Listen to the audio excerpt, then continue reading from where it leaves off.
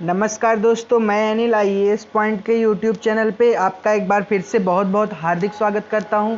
दोस्तों, आज जो है हम लोग पढ़ने वाले हैं पॉलिटी से संबंधित महत्वपूर्ण प्रश्नों के बारे में। आज के जो हमारे प्रश्न हैं वो मोस्ट इम्पॉर्टेंट हैं, क्योंकि अक्सर परीक्षाओं में पॉलिटी से काफ़ी ज़्यादा प्रश्न पूछे जाते हैं। तो इसलिए जो है आज हम लोग पॉलिटी से संबंधित महत्वपूर्ण प्रश्नों के बारे में जो है डिस्कस करने वाले हैं ना। तो आज का जो हमारा प्रश्न है वो काफ़ी इम्पॉर्टेंट है, तो वीडियो को आप लोग अंत तक देखना, क्योंकि इम्पॉर्टेंट प्रश्न जो है आपकी परीक्षाओं में अक्सर पूछे जाते हैं। तो इस वजह से आप लोग वीडियो को पूरा अंत तक देखना। चलिए, तो बिना देर करते हुए आज की क्लास को हम लोग शुरू करते हैं। तो आज का जो है हमारा पहला प्रश्न है, भारतीय संविधान के अनुच्छेद 15 में निम्नलिखित किस प्रकार का विभेद और परिच्छेद शामिल किया गया है। ठीक है, यहाँ पे देखिए, पहला है धर्म, दूसरा है मूलवंश, और तीसरा है जाति, और चौथा लिंग, और पांचवा जन्म स्थान। तो यहाँ पे क्या कहा गया है, भारतीय संविधान के अनुच्छेद 15 में निम्नलिखित किस प्रकार के विभेद का परिच्छेद किया गया है ना।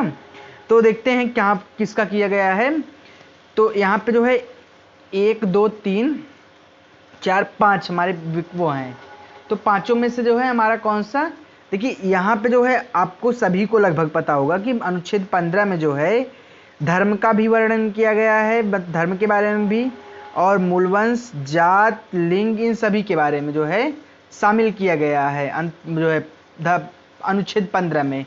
ठीक है, तो जो है यहाँ पे अगर हमारे जो पांचों अगर ये सही हैं तो कथन जो है यहाँ पे हमको चौथा विकल्प देखते हैं। देखिए यहाँ पे हमारा चौथा विकल्प क्या कह रहा है, 1 2 3 4 5, मतलब कि हमारे जो हैं पांचों सही हैं। ठीक है दोस्तों, चलिए अब इसके एक्सप्लेनेशन को हम लोग देख लेते हैं ताकि आसानी से समझ सकें हम इसको। देखिए एक्सप्लेनेशन काफ़ी इंपॉर्टेंट है। भारतीय संविधान के अनुच्छेद 15 में विभेद तथा परिच्छेद के अंतर्गत 5 आधारों को शामिल किया गया। पहला है धर्म, दूसरा मूलवंश, तीसरा जात, चौथा लिंग, और पांचवा जन्म स्थान। और यहाँ पे फिर अनुच्छेद 16 के बारे में भी दिया गया है। इसको देखिए, आप लोग जो है इस पॉइंट को नोट्स में अपने नोट कर लीजिएगा, क्योंकि ये परीक्षाओं के लिए काफ़ी इंपॉर्टेंट है ना। तो नोट्स में ज़रूर नोट कर लीजिएगा आप लोग। अनुच्छेद 16 के बारे में राज्य के नियोजन तथा पद के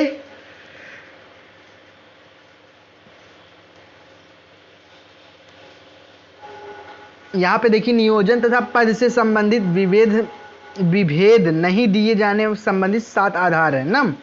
तो देख लेते हैं उन 7 को भी हम लोग। धर्म, मूलवंश, जाति, और यहाँ पे देखिए है लिंग, उद्भव, जन्मस्थान, निवास। तो ये 7 भी हैं, आप इन सभी को अपने नोट्स में जो है नोट कर लेना। ठीक है, चलिए हम नेक्स्ट क्वेश्चन को देखते हैं। हम लोगों का नेक्स्ट क्वेश्चन क्या है, भारतीय संविधान के अनुच्छेद 16(4) में पिछड़ा वर्ग के लिए राज्य की सेवाओं के आधार का प्रावधान किया गया है। इस संदर्भ में निम्नलिखित कथनों पर विचार कीजिए ना। तो ये हमारा दूसरा क्वेश्चन है। तो देखते हैं कि इसमें जो है हमारा कौन सा दोस्तों सही होगा ना। तो देखिए यहाँ पे जो है हमारे 2 विकल्प दिए गए हैं।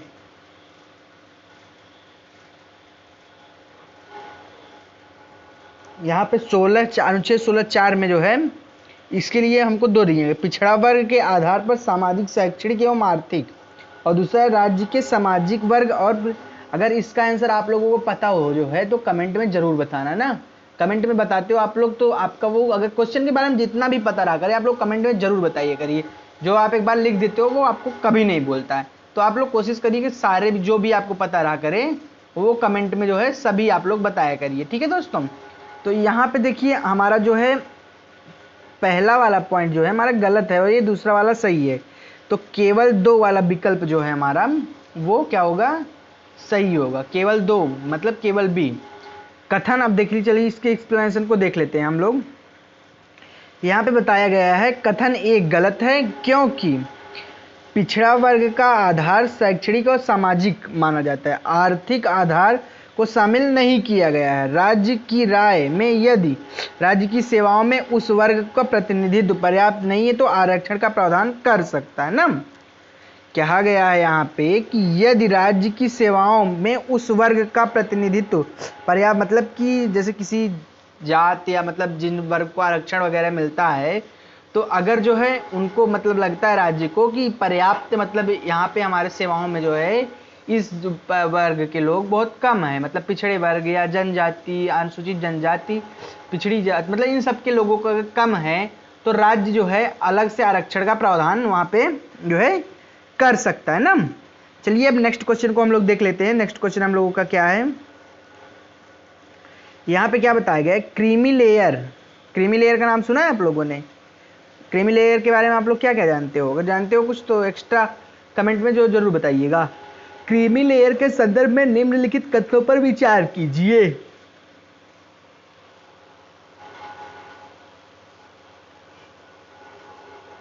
यहाँ पे पहला हमारा है, इसके अंतर्गत शामिल पिछड़ा वर्ग आरक्षण का लाभ उठा सकता है। दूसरा क्या है, पिछड़ा वर्ग से क्रीमी लेयर की पहचान के लिए रामानंदन समिति का गठन किया गया। तीसरा क्या है, जिसके पास एक छूट सीमा से अधिक संपत्ति है क्रीमी लेयर के अंतर्गत नहीं आते हैं।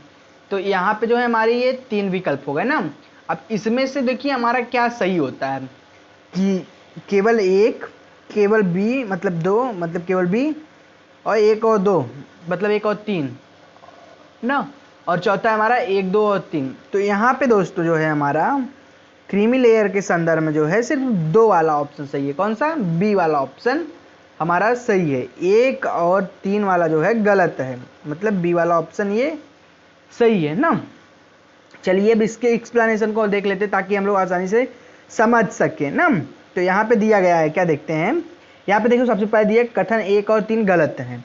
क्यों गलत हैं? क्योंकि पिछड़ा वर्ग क्रीमी लेयर के अंतर्गत आता है। जो पिछड़ा वर्ग है वो किसके अंतर्गत आता है? वो क्रीमी लेयर के अंतर्गत आता है ना। उन्हें राज्य की सेवाओं में आरक्षण का लाभ नहीं मिलेगा।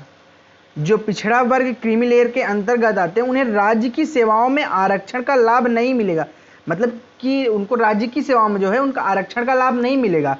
पिछड़े वर्गों में क्रीमी लेयर की पहचान के लिए रामानंद समिति का गठन किया गया था, जिसने वर्ष 1993 में अपनी रिपोर्ट पेश की, जिसे स्वीकार कर लिया गया। मतलब कि रामानंद समिति ने जो है क्रीमी लेयर की पहचान के लिए जिसको गठित किया गया था, हाँ एक क्वेश्चन ऐसे भी बन सकता है, रामानंद समिति को किसके लिए गठित किया गया था? तो यहाँ पे ऑप्शन आपको मिलेगा क्रीमी लेयर के लिए। तो क्रीमी लेयर की पहचान के लिए रामानंद समिति का गठन किया था, जिसने 1993 में अपनी रिपोर्ट पेश की थी ना, और रिपोर्ट पेश और जिसको सरकार द्वारा स्वीकार भी कर लिया गया उस रिपोर्ट को, मतलब कोई आपत्ति नहीं हुई ना। तो यहाँ पे फिर देखिए, जिसके पास एक छूट सीमा से अधिक की संपत्ति है वे क्रीमी लेयर के अंतर्गत आते हैं। छूट की सीमा का निर्धारण राज्य करते हैं। क्रीमी लेयर जो है इसकी छूट की सीमा का निर्धारण कौन करता है? तो इसके क्रीमी लेयर के अंदर छूट की सीमा का निर्धारण कौन करता है? तो क्रीमी लेयर की छूट की सीमा का निर्धारण राज्य करते हैं ना। चलिए अब नेक्स्ट क्वेश्चन को देख लेते हैं हम लोग। नेक्स्ट क्वेश्चन क्या है हमारा, लोक नियोजन निवास संबंधी शर्त। लोक नियोजन मतलब निवास संबंधी शर्त अधिनियम 1957 के संदर्भ में निम्नलिखित कथनों पर विचार कीजिए। पहला क्या है, यह अधिनियम भारतीय संविधान के अनुच्छेद 16 कोष्टक में 2 मतलब अपवाद 16(2) का अपवाद है। और दूसरा क्या है, वर्तमान में यह व्यवस्था किसी केंद्र या राज्य शासित लागू नहीं है।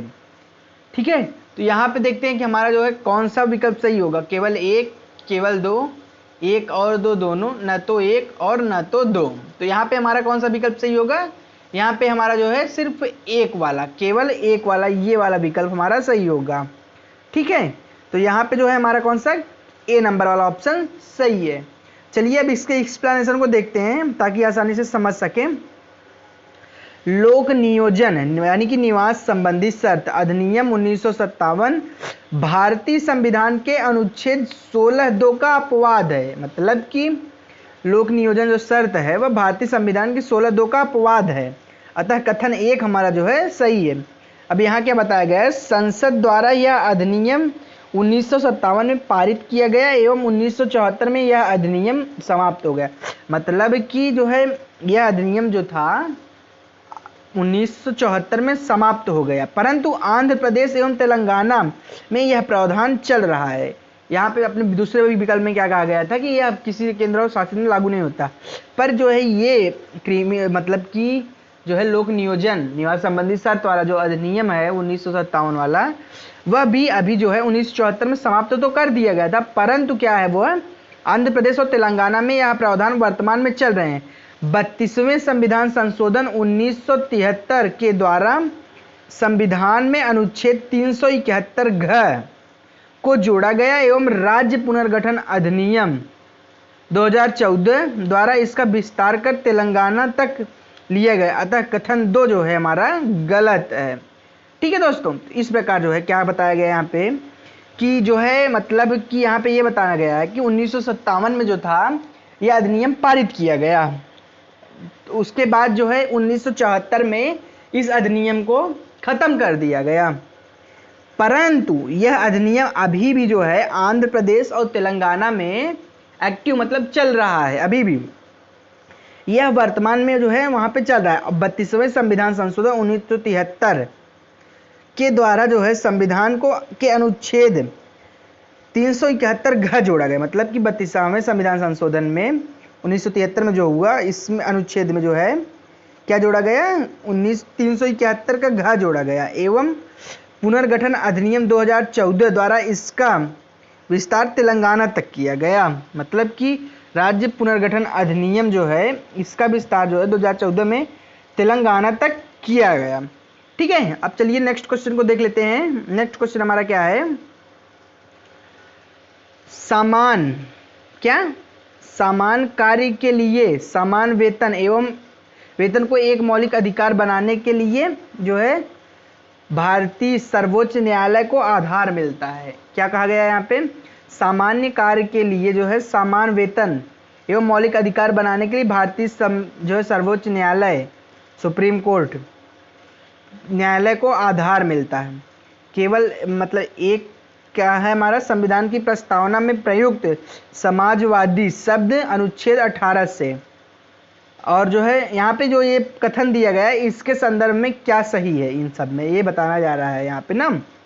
तो देखते हैं कि यहाँ पे क्या कर रहा है, समान कार्य के लिए मतलब कि समान कार्य के लिए समान वेतन को मौलिक अधिकार, मतलब कि जैसे कि राम ने काम किया और श्याम ने काम किया, राम ने भी 10 ईंटें उठाए और श्याम ने भी 10 ईंट ही उठाया, तो क्या हुआ कि जो है राम को वहाँ पे 10 ईंट उठाने के 15 रुपये मिल रहे हैं, जबकि श्याम को 10 ईंट उठाने के सिर्फ 10 ही रुपए मिल रहे हैं। तो इसको जो है मौलिक अधिकार मतलब कि, तो यहाँ पे श्याम जो है राम जो है वो बोल सकता है मालिक से कि क्यों जो है श्याम को 15 रुपये दिए गए और मुझे 10 ही रुपए दिए गए, तो वहाँ पे जो है ये उनका मौलिक अधिकार है, अपने मौलिक अधिकार का प्रयोग कर सकते हैं, जिसको मतलब आधार सुप्रीम कोर्ट का आधार मिलता है, मतलब सुप्रीम कोर्ट कहता है ऐसा ना। तो संविधान की प्रस्तावना में प्रयुक्त समाजवादी शब्द के अनुच्छेद 18 से, प्रस्तावना में प्रयुक्त समाजवादी शब्द को संविधान के अनुच्छेद 15 से, प्रस्तावना में प्रयुक्त समाजवादी शब्द को संविधान के अनुच्छेद 16 से, और प्रस्तावना में प्रयुक्त समाजवादी शब्द अनुच्छेद 14, 16 और 39 डी से। तो यहाँ पे हमारे कौन से विकल्प सही होंगे दोस्तों, यहाँ पे देखिए क्या है कि यहाँ पे जो है ये डी वाला ऑप्शन जो है हमारा, ये डी वाला ये सही है हमारा। प्रस्तावना में प्रयुक्त समाजवादी शब्द अनुच्छेद 14, 16 एवं 39 डी से।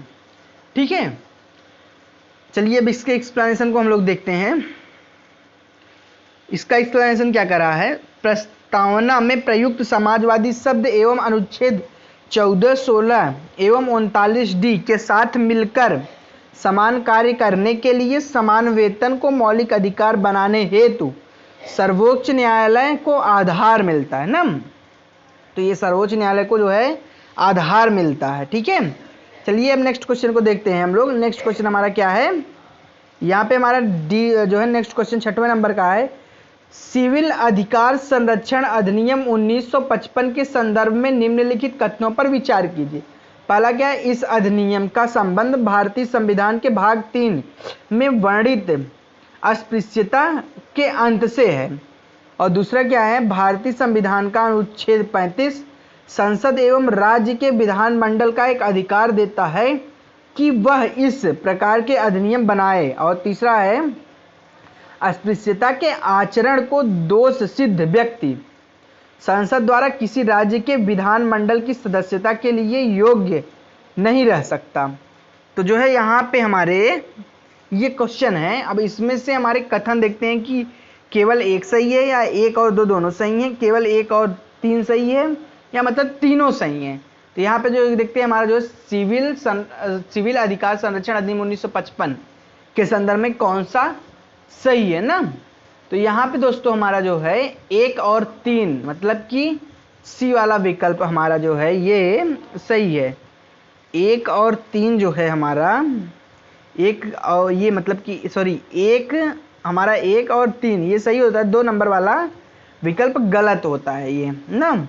तो ये हमारा जो है यहाँ पे सी नंबर वाला ऑप्शन सही होता है। चलिए अब इसके एक्सप्लेनेशन को देखते हैं ताकि हम इसको समझ सके ना। यहाँ पे देखिए क्या कहा गया है, उपर्युक्त में से कथन 2 सही है क्योंकि अस्पृश्यता का अंत भारतीय संविधान के अनुच्छेद 17 समता का अधिकार से वर्णित है तथा इस संबंध में केवल संसद ही संविधान के अनुच्छेद 35 के तहत विधि बना सकती है, राज्य के विधानमंडलों का अधिकार नहीं है ना। यहाँ पे क्या कहा गया है, अस्पृश्यता का अंत भारतीय संविधान के अनुच्छेद 17 समता का अधिकार में वर्णित है तथा इस संबंध में केवल संसद ही संविधान के अनुच्छेद 35 के तहत विधि बना सकती है, राज्य और विधानमंडलों का यह अधिकार नहीं है। ठीक है दोस्तों, तो राज्य और विधानमंडलों का यह अधिकार नहीं है, यह सिर्फ केवल संसद का है। संविधान के 35 के तहत जो है संविधान के अनुच्छेद 35A। अच्छा, अनुच्छेद 35A किसके तहत किससे संबंधित है, आप लोगों को पता हो तो बताइएगा कुछ। अनुच्छेद 35A किससे संबंधित है। ठीक है दोस्तों, अगर इसके बारे में कुछ पता हो अनुच्छेद 35A क्या था, मतलब किससे कैसे इन सब के बारे में कुछ पता हो, आप लोग कमेंट में जो है जरूर बताइएगा। ठीक है, चलिए हम नेक्स्ट क्वेश्चन को देखते हैं। हमारा नेक्स्ट क्वेश्चन क्या है, यहाँ पे इसके संबंध में और भी बातें दी हुई हैं तो हम लोग देख लेते हैं एक बार इसको भी। जो संविधान ने इस वर्ष जो है वर्ष 1955 इस संबंध में वर्ष 1955 में अस्पृश्यता मतलब अपराध अधिनियम 1935 को पारित किया और वर्ष 1976 में इसका नाम बदलकर सिविल संरक्षण अधिकार अधिनियम कर दिया गया। मतलब कि जो है 1955 में यह जो पारित हुआ था, यह अधिनियम 1955 में क्या मतलब कि अस्पृश्यता अधिनियम मतलब अपराध अधिनियम, इसका नाम जब पारित हुआ तो इसका नाम क्या था, अपराध अधिनियम। वर्ष 1976 में इसका नाम ही बदल दिया गया और नाम बदल के क्या रख दिया गया, इसका इन भाई साहब का नाम रख दिया गया सिविल अधिकार संरक्षण अधिनियम 1955 कर दिया गया, जिसमें 6 माह या 500 रुपये का आर्थिक दंड या दोनों हो सकता है। मतलब कि 6 माह की जेल या 500 रुपये का आर्थिक दंड या जेल और वो दोनों हो सकता है। मतलब वर्तमान में कैद सीमा बढ़ाकर 6 माह बढ़ाकर 1 वर्ष कर दी या 2 वर्ष कर दी गई है। मतलब कि जो 6 माह था इसका अब इनको जो है कम करके 1 या 2 वर्ष कर दी गई। ठीक है, फिर यहाँ पे दिया गया है इस आचरण को दोष सिद्ध व्यक्ति संसद या राज्य विधानमंडल की सदस्यता के लिए योग्य नहीं रख सकता। संसद ने वर्ष 1989 में अनुसूचित जाति और अनुसूचित जनजाति उत्पीड़न अधिनियम 1989 को पारित किया, जो उपरोक्त में दोनों मतलब कि अधिनियमों का ज़्यादा से ज़्यादा कठोर करती। इस अधिनियम को एट्रोसिटीज़ एक्ट कहा जाता है। इस अधिनियम को जो है एट्रोसिटीज़ एक्ट कहा जाता है। इस अधिनियम में 6 माह से 5 वर्ष तक की सजा एवं उत्पीड़न का प्रावधान है। मतलब अपराध अस्पृश्यता शब्द को तो संविधान के जो है न ही एक अधिनियम को पारित करता है और मैसूर उच्च न्यायालय की व्यवस्था का इसका प्रयोग ऐतिहासिक है। ठीक है दोस्तों, हमारा नेक्स्ट क्वेश्चन है दोस्तों कि यहाँ पे 7वां क्वेश्चन है हमारा, भारतीय संविधान के अनुच्छेद 18 में वर्णित उपाधियों के अंत में संदर्भ में इनमें से कौन सा कथन सही नहीं है। यहाँ पे सही नहीं है की बात की गई, याद रखना। भारतीय संविधान के अनुच्छेद 18 में वर्णित उपाधियों के अंत के संदर्भ में निम्नलिखित में से कौन सा कथन नहीं से। पहला हमारा, राज्य, सेना और विद्या संबंधी सम्मान के सिवाय कोई उपाधि प्रदान नहीं करेगा। मतलब कि राज्य सेना जो है, राज्य सेना या विद्या संबंधी सम्मान के सिवाय कोई उपाधि प्रदान नहीं कर सकता। मतलब कि राज्य जो है सेना या विद्या संबंधी सम्मान के अलावा कोई भी उपाधि किसी को और प्रदान नहीं करेगा। और दूसरा क्या है, भारत में कोई नागरिक किसी विदेशी राज्य क्या कोई उपाधि स्वीकार नहीं करेगा। मतलब भारत का कोई भी नागरिक विदेशी राज्य या कोई जो है विदेशी राज्य की कोई उपाधि स्वीकार नहीं करेगा। और तीसरा है, भारत रत्न, पद्म विभूषित, भारत रत्न, पद्म भूषण, भारत रत्न, पद्म विभूषण, पद्म भूषण तथा पद्मश्री उपाधियां नहीं है। और इसके उल्लंघन के लिए जो है, इसके उल्लंघन के विषय में निम्नलिखित में से, इसके उल्लंघन के विषय में संसद ने संविधान के अनुच्छेद 35 के अंतर्गत अधिनियम को बढ़ाया है ना। तो यहाँ पे देखते हैं हम लोग जो है अनुच्छेद 18 में वर्णित उपाधियों के लिए कौन सा। तो यहाँ पे जो है हमारा ये सभी विकल्प हमारे ये जो है सही है। मतलब कि ये सही विकल्प सही है, बाकी ये वाला विकल्प हमारा जो है सही कथन मतलब अनुच्छेद 78 को लेकर 18 को लेकर सही नहीं है ना। तो डी वाला ऑप्शन हमारा यहाँ पे सही है। चलिए अब इसके एक्सप्लेनेशन को देख लेते हैं हम लोग।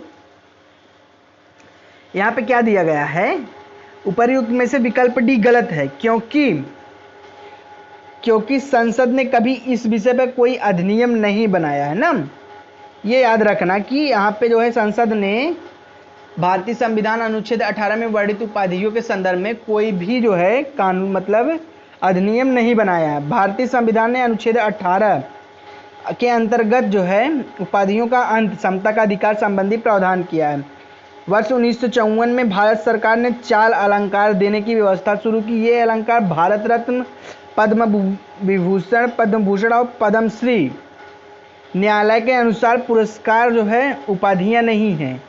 मतलब कि पुरस्कार जो है वह कोई उपाधि नहीं है। पुरस्कार मतलब सम्मान है, कोई उपाधि नहीं है कि पुरस्कार कोई उपाधि है। ठीक है, न्यायालय के अनुसार जो है वर्ष 1977 में जनता दल की सरकार ने इन पुरस्कारों को जो है प्रतिबंध लगा दिया और 1980 में जो है इंदिरा सरकार ने इसे लागू कर दिया। मतलब कि जनता दल 1977 में जनता दल के इन पुरस्कारों पर प्रतिबंध लगा दिया था। पर क्या है हुआ कि 1980 में जो है पुनः इंदिरा गांधी की सरकार ने इसे जो है लागू कर दिया। ठीक है दोस्तों, अब चलिए नेक्स्ट क्वेश्चन को देखते हैं हम लोग। भारतीय संविधान के अनुच्छेद 19I में वाक स्वतंत्रता आदि विषय के संबंध में अधिकार दिए गए हैं। निम्नलिखित में से कौन सा अधिकार इसके अंतर्गत शामिल नहीं है। विदेश यात्रा करने का अधिकार, संगम या संघ की सहकारी समिति बनाने का अधिकार, और जो है तीसरा हमारा है शिक्षा का अधिकार। इसमें से जो है देखते हैं कौन सा हमारा सही है। ठीक है, केवल एक सही है, केवल 3 सही है, 1 और 3, 2 और 3। कौन सा विकल्प यहाँ पे हमारा सही है ये देखना है हमको। ठीक है, तो यहाँ पे दोस्तों हमारा जो है 1 और 3 यानी कि हमारा जो है ये वाला और ये वाला हमारा जो है सही है। ठीक है दोस्तों, तो कथन जो है हमारा 1 और 3 गलत है। मतलब कि यहाँ पे क्या बात की गई है, सही नहीं है कि बात की गई है। तो ये और ये हमारे जो हैं गलत हैं, और ये वाला जो है हमारा अनुच्छेद I वाक स्वतंत्रता के विषय में सही है। तो यहाँ पे जब हमारे 1 और 3 जो है गलत हैं तो हमारा सी वाला ऑप्शन यहाँ क्योंकि सही नहीं है कि बात की गई है, नहीं है कि, तो यहाँ पे जो है हमारा सी वाला ऑप्शन जो है सही होगा, 1 और 3। ठीक है, चलिए अब इसके एक्सप्लेनेशन को हम लोग जो है देख लेते हैं एक बार। इसका एक्सप्लेनेशन क्या है, यहाँ पे दिया गया है कि दोस्तों जो है इसका एक्सप्लेनेशन यहाँ पे देखिए दिया गया है, थोड़ा लॉन्ग है।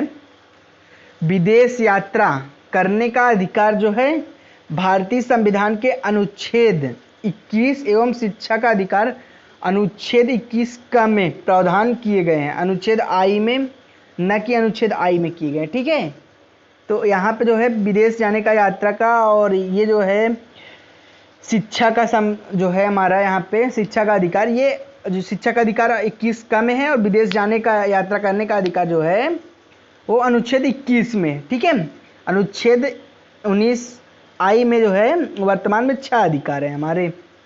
वाक स्वतंत्रता एवं अभिव्यक्ति की स्वतंत्रता का अधिकार, शांतिपूर्वक निरायुध सम्मेलन का अधिकार, संगम और संघ सहकारी समिति बनाने का अधिकार, भारत के राज्यों के सर्वत्र आबाद संचरण घूमने का अधिकार, 5वां भारत के राज्य क्षेत्र के किसी भी राज्य में निवास करने एवं बस जाने का अधिकार, और 6वां है कोई वृत्ति या उपजीविका व्यापार या कारोबार करने का अधिकार। मतलब कि ये सभी अधिकार जो है अनुच्छेद 19 के आई में है, तो ये आप लोग नोट कर लीजिएगा। ठीक है दोस्तों, वीडियो को पॉज करिएगा और ये पॉइंट आप लोग नोट कर लीजिएगा। चलिए अब नेक्स्ट क्वेश्चन को हम लोग देखते हैं। यहाँ पे देखिए दिया गया है, कुछ नोट पॉइंट देख लेते हैं। यहाँ पे दिया गया है अनुच्छेद 19I के संपत्ति खरीदने एवं अधिग्रहण करने बेचने का था, पर 44वें संविधान संशोधन में जो है 1978 में इसको समाप्त कर दिया गया। क्या? संपत्ति खरीदने, अधिग्रहण करने और बेच देने का अधिकार जो है 1944वें संविधान संशोधन में जो है इसको हटा दिया गया। ठीक है, 1978 में जो कि 44वें संविधान संशोधन हुआ था। चलिए अब नेक्स्ट क्वेश्चन देखते हैं हमारा। भारतीय संविधान जो है, भारतीय संविधान के अनुच्छेद 19I के प्रत्यक्ष रूप से शामिल तो नहीं है, परंतु वो अंतर्निहित है। निम्नलिखित में से कौन सा अधिकार इसमें अंतर्निहित है? पहला प्रेस की स्वतंत्रता, दूसरा व्यावसायिक विज्ञापन की स्वतंत्रता, तीसरा हड़ताल करने की स्वतंत्रता, और क्या है यहाँ पे कि यहाँ पे देखिए हमारे तीनों में से कौन सा सही है। ठीक है, तो यहाँ पे जो है भारतीय संविधान के क्या देखिए यहाँ पे दिया गया है ना, भारतीय संविधान के 19I के प्रत्यक्ष रूप से शामिल नहीं है, परंतु अंतर्निहित निम्नलिखित में कौन सा अधिकार है? प्रेस की स्वतंत्रता, व्यावसायिक विज्ञापन और जो है हड़ताल करने का अधिकार। तो इन तीनों में से दोस्तों हमारा जो है 1 और 2 वाला ऑप्शन सही है। 3 वाला हड़ताल करने का अधिकार जो है नहीं है, पर प्रेस की स्वतंत्रता और व्यावसायिक विज्ञापन की स्वतंत्रता है, पर प्रेस की हड़ताल मतलब करने का जो है अधिकार नहीं, मतलब हड़ताल करने का अधिकार नहीं। जब मत मनमानी हड़ताल जब चाहें तब हड़ताल कर ही लें, तो ये अधिकार जो है नहीं है ना। तो यहाँ पे चलिए अब इसके जो है हमारा बी वाला ऑप्शन सही है ना। अब चलिए देख लेते हैं इसके एक्सप्लेनेशन को हम लोग। भारतीय संविधान के अनुच्छेद 19I के अंतर्गत जो है प्रदर्शन और विरोध करने का अधिकार तो अंतर्निहित है, परंतु हड़ताल करने का अधिकार अंतर्निहित नहीं है। अनुच्छेद I के अंतर्गत निम्नलिखित है, प्रेस स्वतंत्रता का मतलब समाचार पत्रों की स्वतंत्रता, विज्ञापन की स्वतंत्रता, ये जो है कुछ छूट मतलब मिलता है। ठीक है, चलिए अब नेक्स्ट क्वेश्चन को देखते हैं हम लोगों का। नेक्स्ट क्वेश्चन क्या है, काफ़ी इंपॉर्टेंट है और इसका आंसर आप लोगों को कमेंट में बताना है ना। तो इसका जो है इसका आंसर आप लोग कमेंट में बताइएगा, और जितना ज़्यादा इस क्वेश्चन के बारे में पता हो उतना बताइएगा। भारत के संविधान में मूल अधिकार के संदर्भ में निम्नलिखित कथनों पर विचार कीजिए। पहला है, भारत का संविधान अनुच्छेद I युक्त प्रतिबंध लगाने का प्रावधान करता है। दूसरा क्या है, सहकारी समिति बनाने का अधिकार संविधान के अनुच्छेद 19I के मूल रूप से नहीं था। केवल 1, केवल 2, 1 और 2 दोनों, न तो 1 न तो 2। यहाँ पे दोस्तों हमारा कौन सा विकल्प सही होगा, इसका आंसर आप लोग जो है कमेंट बॉक्स में बताएंगे। ठीक है, तो इसका आंसर जो है मैं आप लोगों को नहीं बताऊंगा, इसका आंसर आप लोग कमेंट में बताइएगा, और इस क्वेश्चन के बारे में जितना आप लोगों को डिटेल्स में पता हो वो भी ज़रूर बताइएगा। ओके दोस्तों, तो बस आज के लिए इतना ही। मिलते हैं आपसे नेक्स्ट वीडियो में, तब तक के लिए bye bye, good night and take care.